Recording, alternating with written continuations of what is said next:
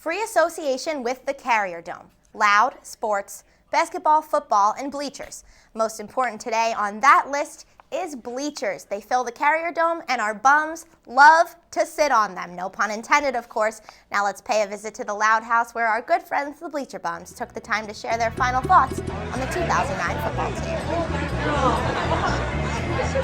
team.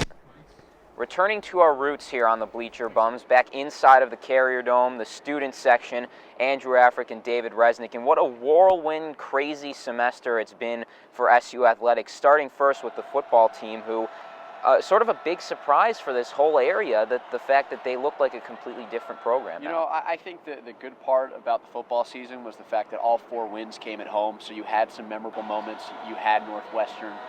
You had Rutgers, the final senior day game here in the Carrier Dome, and it gave some excitement to the Central New York crowd, and this Carrier Dome crowd gave people something to look forward to in the future, because the glimpses, and we go back to the Greg Robinson era with the glimpses and flashes, they were there this year, and certainly something to build on for Doug Marrone and company in the future. I think the big thing for me was the fact that this year, or last year and years past, the fans have come out for the opening game, and then it's really just steep downfall, you know, in attendance.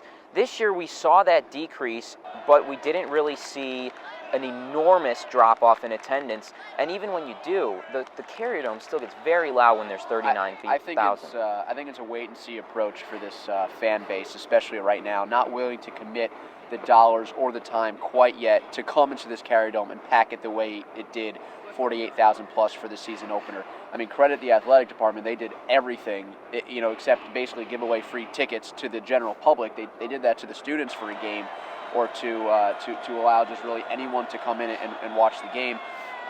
Again, I think it's something for the future. I think the people that were here wanted to be here, and that's why you got a great atmosphere. And then you move on to basketball season, and it's been a great start for both the men and the women. I mean, talk about a rejuvenation of this area. You look at a football season that started, that's 4-8, and you think, okay, there are positives, but then you look at the basketball team, both of them, you see undefeated records and a legitimate chance at postseason play. And what's ironic, we talk about the football team winning all their games and bringing the excitement to the Carrier Dome. Syracuse men's basketball won their 2 big games against California and UNC on the road. The Syracuse women's team, that big win over ODU in Mexico. So we're going to have to wait until Big East season for both teams to really enjoy something here in the Dome. But it's certainly, at the very least, been exciting for all the teams, and looking at the future, it should be very exciting for Syracuse.